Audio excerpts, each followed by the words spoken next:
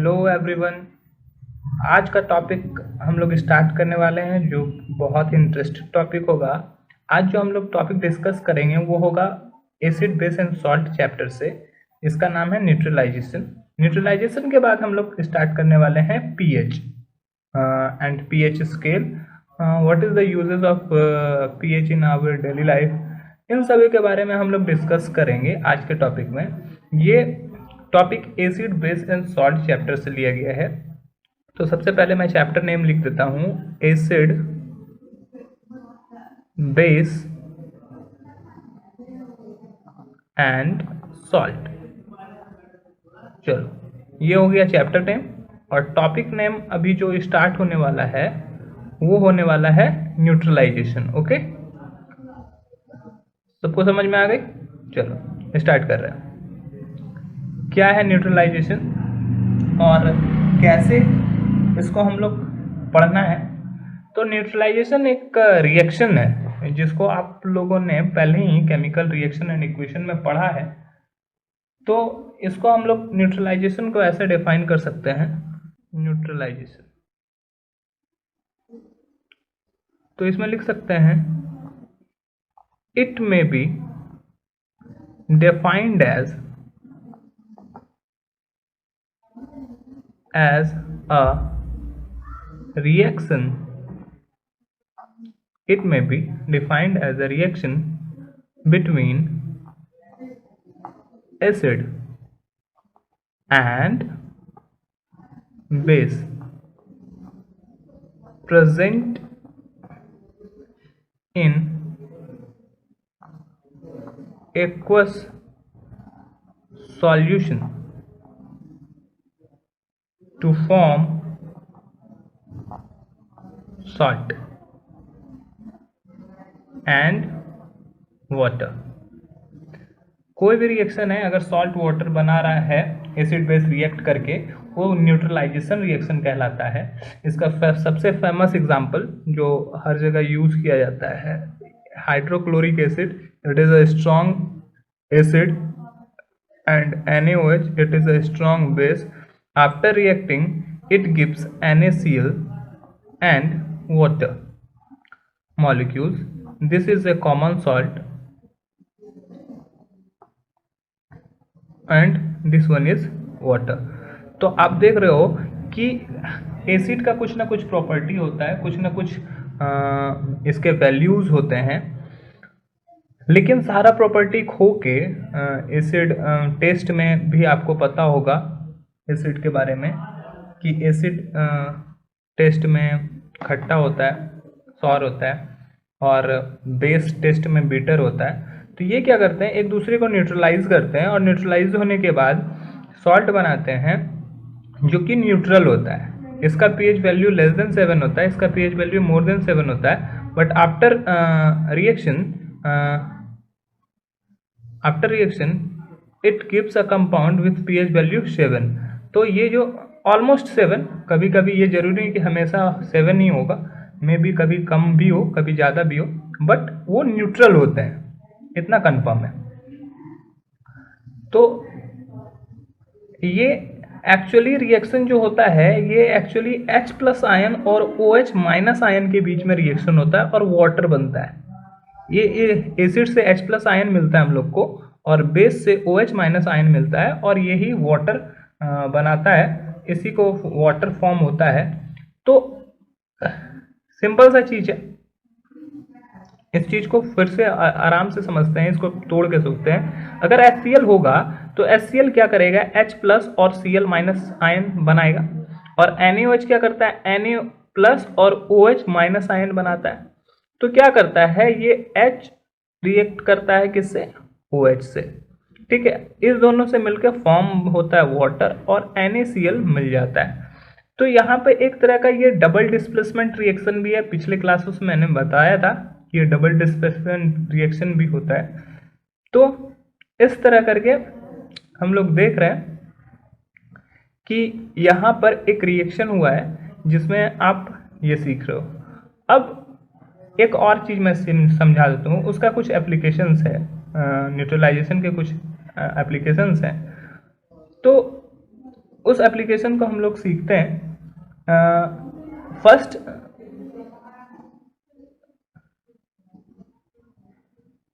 जो बीज या एंट्स वगैरह होता है उसका जो सिटिंग होता है वो फॉर्मिक एसिड बनाता है। और ये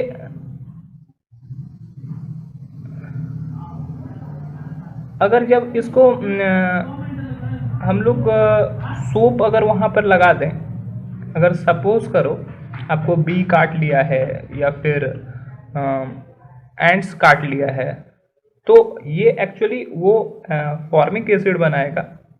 और फॉर्मिक एसिड है, सपोज करो फॉर्मिक एसिड है कोई, एसिड कब न्यूट्रल होगा? एसिड न्यूट्रल होने के लिए चाहिए इसको बेस। तो बेस जो है वो अगर हम सोप उस पर लगाएं, साबुन लगाएं, तो वो उसमें बेस मिला होता है, NaOH मिला होता है। तो ये एसिड प्लस प्लस बेस ये हो जाएगा न्यूट्रल। और हम लोग का बॉडी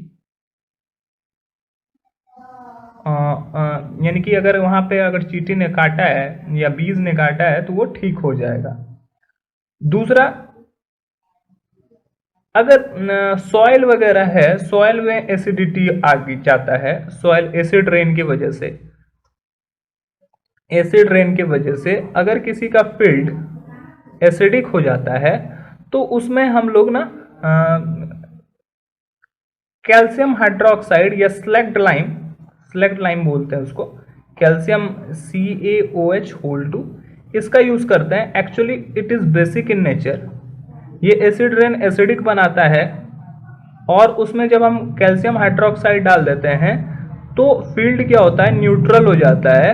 और फील्ड न्यूट्रल होने के बाद बहुत अच्छा फसल उपजा सकता है। इसके अलावा ये हम लोग के पेट में दर्द होने के पर भी यूज किया जा सकता है। बहुत सारे लोग को एसिडिटी हो जाता है, पेटों में एसिडिटी हो जाता है, तो हम लोग एसिडिटी होने पर इनो सॉल्ट खाते हैं। इनो सॉल्ट खाते हैं तो एसिडिटी मतलब कि एसिड हो गया है पेट में, और इनो सॉल्ट में रहता है एक्चुअली बेस। जब एसिड बेस आपस में रिएक्ट करते हैं तो वो न्यूट्रल हो जाते हैं। तो अभी आपने ऐड देखा होगा इनो का, तो इनो में एक्चुअली काम शुरू करे 6 सेकंड में, ऐसा उसका स्लोगन है। तो वो स्लोगन क्यों है? क्योंकि वो बहुत तेजी से जाके एसिड और बेस रिएक्ट करता है और न्यूट्रल होना शुरू हो जाता है। इसलिए अगर वो न्यूट्रल हो जाएगा तो ऑफकोर्स आप अच्छे से काम कर सकते हो। तो कुछ कुछ एप्लीकेशन थे न्यूट्रलाइजेशन रिएक्शन के। अब हम लोग का जो टॉपिक स्टार्ट होने वाला है वो टॉपिक होगा pH। Now we will discuss about pH। What is pH? pH क्या है? तो pH का अगर फुल फॉर्म के बारे में बात करें तो फुल फॉर्म होता है power of hydrogen. It is actually Greek word. Greek में इसका पावर मतलब नहीं था, ग्रीक में इसका नाम था पोटेंज, पोटेंज ऑफ हाइड्रोजन। एक्चुअली पावर और पोटेंज दोनों का मीनिंग सेम है, शक्ति। ओके, तो हाइड्रोजन का क्या पावर है, क्या पोटेंज है, इसी चीज को जानना है pH। तो pH का अगर डेफिनेशन की बात करें, डेफिनेशन की बात करें तो डेफिनेशन हो सकता है pH is the pH means the negative logarithm value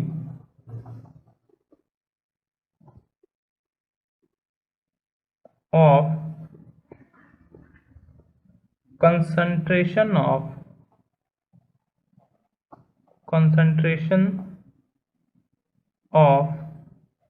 hydrogen ion.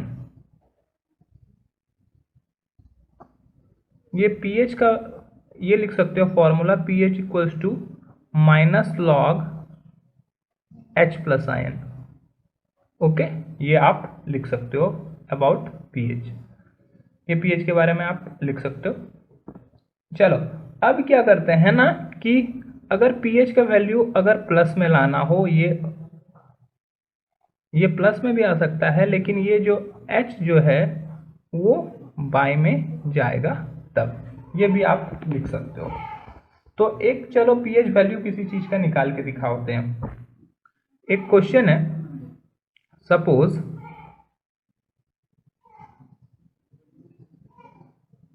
The concentration of hydrogen ion in water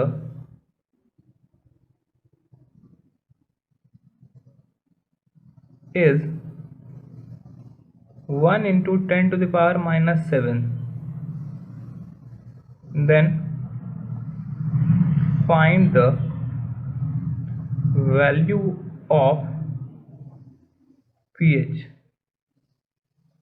Find the pH value of water. pH value of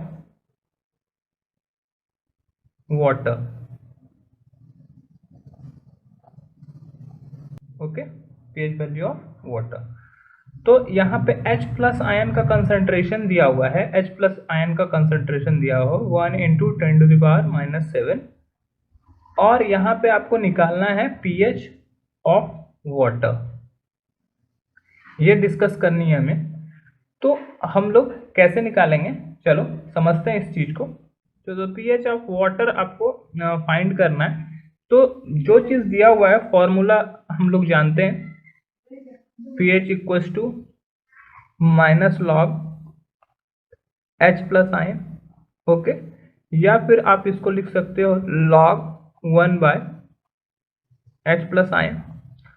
put कर दो H प्लस आयन का value, put कर दो concentration का value, put कर दो 1 into 10 to the power minus 7। चलो, तो अगर ये ऐसे होगा तो ये 1 से मल्टीप्लाई करोगे तो वो सेम टर्म हो जाएगा, तो ये -7। अब जब इस चीज को ऊपर की तरफ ले जाओगे, इसका पावर जो माइनस में है वो पावर प्लस में हो जाएगा। जब ऐसा कंडीशन होगा तो आप देख सकते हो, अब मैं यहां से यहां आ रहा हूं, तो ये क्या हो जाएगा,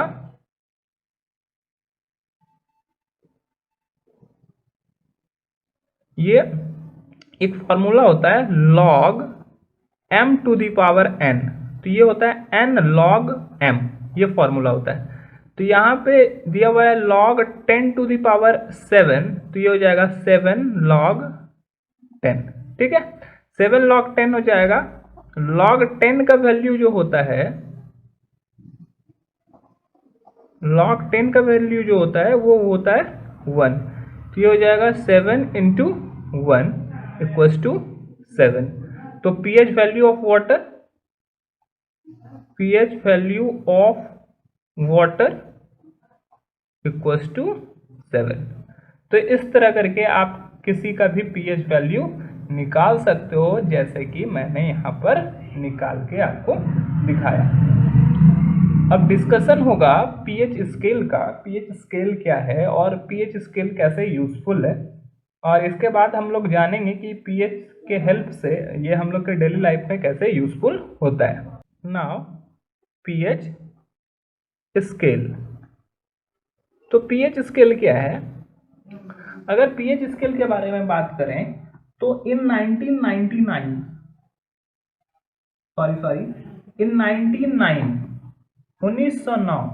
इन 1909 Sorensen discovered the pH scale। pH scale Sorensen ने pH स्केल 1990 में दिया था। वो क्या था, एक तरह का स्केल मैं बना देता हूँ। ये स्टार्ट जो हो रहा है वो होगा 1 से 2 3 4 5 6 7 8 9 10 11 12 13 एंड 14। ये 14 तक था। ये 7 जो है ना, ये पार्ट जो होता है वो न्यूट्रल होता है, ये पार्ट जो होता है वो न्यूट्रल होता है, और इसके पहले जो होता है वो एसिडिक, और ये इसके बाद जो होता है वो बेसिक होता है। ओके, यही सीन होता है।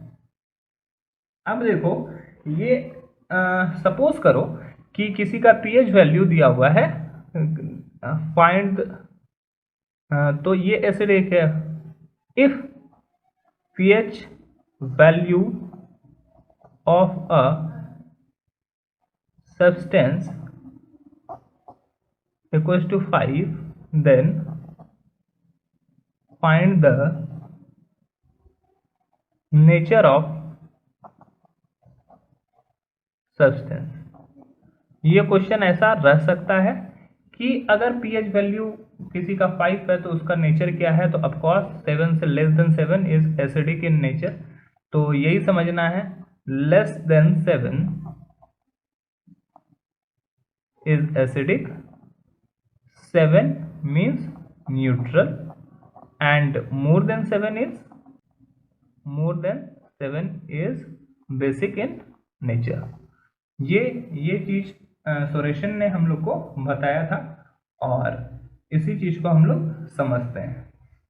तो जैसे ही H प्लस आयन इंक्रीज होते जाएगा तो वो उसका pH वैल्यू घटता जाएगा, और H प्लस आयन जैसे ही डिक्रीज होता जाएगा उसका एसिडिक वैल्यू खत्म होता जाएगा। इंक्रीज होगा तो pH वैल्यू घटेगा, कॉज घटेगा। अगर एसिडिक नेचर किसी का हाइड्रोजन आयन का कंसंट्रेशन बढ़ता है, increase in H plus ion concentration, अगर ऐसा होगा तो ये ऑफकोर्स एसिडिक नेचर इंक्रीज करेगा, एसिडिक नेचर इंक्रीज करेगा। और अगर डिक्रीज करेगा, अगर उसमें decrease in H plus ion concentration अगर ऐसा होगा तो ये बेसिक नेचर इंक्रीज करेगा, बेसिक नेचर इंक्रीज करेगा। ओके, तो एक्चुअली पीएच स्केल यही है। अब हम लोग जानेंगे कि हम लोग के डेली लाइफ में पीएच कैसे यूजफुल होता है। Now significance of pH in daily life. Daily life में पीएच कैसे यूजफुल है, ये फर्स्ट बात करते हैं। PH in our digestive system, pH in our digestive system. PH हम लोग के डाइजेस्टिव सिस्टम में कैसे यूजफुल होता है, तो मैं आपको बता दूं, हम लोग के पेट में जो होता है ना, वो वहाँ पर डाइल्यूट हाइड्रोक्लोरिक एसिड हमेशा प्रोड्यूस होते रहता है। डाइल्यूट हाइड्रोक्लोरिक एसिड हमेशा डाइजेशन में हेल्प करता है। तो होता क्या है, जब हम लोग बहुत देर तक खाते नहीं हैं या फिर खाना खा लेते हैं तो ये एसिड जो होता है हम लोग के फूड में मिक्स हो जाता है, और फूड में मिक्स हो जाता है और उसको डाइजेस्ट करता है एक दूसरे को न्यूट्रलाइज करके। तो हम लोग का पेट जो है वो सही हो रहता है। लेकिन कभी कभी पेट में एसिड का मात्रा ज़्यादा हो जाता है, जिसके वजह से पेट हम लोग का दर्द होने लगता है। तो इसके लिए हम लोग एंटासिड खाते हैं। एंटासिड एक्चुअली बेस का बना हुआ होता है, जिससे एसिड का मात्रा को कंट्रोल किया जाता है। या इनो पी लेते हैं तो उससे एसिड का मात्रा कंट्रोल हो जाता है। तो फर्स्ट हम लोग के पीएच जो है डाइजेस्टिव सिस्टम में हेल्प करता है, इसको आप ध्यान में रखोगे। दूसरा है पीएच इन ब्लड। मैं दूसरा बात करता हूँ, pH change leads to tooth decay. हम लोग को दांत को खराब होने से भी ये पीएच कंट्रोल करता है। जब हम लोग मीठा चीज खाते हैं तो हम लोग का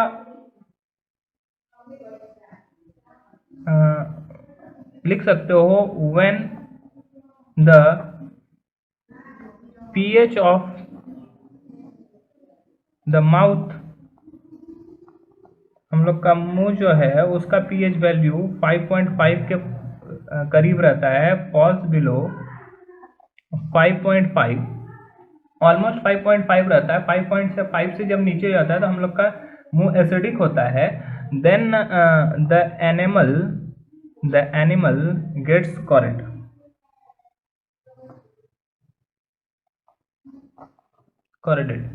तो हम लोग का जो एनिमल होता है वो कॉरेडेड होने लगता है, हम लोग के दांतों में पीलापन आने लगता है, और वही रीजन होता है टूथ डिके का। और अगर उस पर वाटर डायरेक्ट जाएगा तो ऑफकोर्स उस पर पीलापन छाएगा। तो ये सब होता है किसके वजह से? एसिड के वजह से। तो हम लोग क्या करते हैं, पर डे सुबह सुबह हम लोग क्या करते हैं, टूथपेस्ट यूज करते हैं। ठीक है, टूथपेस्ट क्या करता है कि टूथपेस्ट में बेस मिला होता है, ये बेस एसिड पर जब जाता है, अटैक करता है, तो दोनों एक दूसरे को न्यूट्रलाइज कर देते हैं, और हम लोग का जो दांत है वो बच जाता है। तो इसमें लिख सकते हैं the toothpaste contain some basic ingredient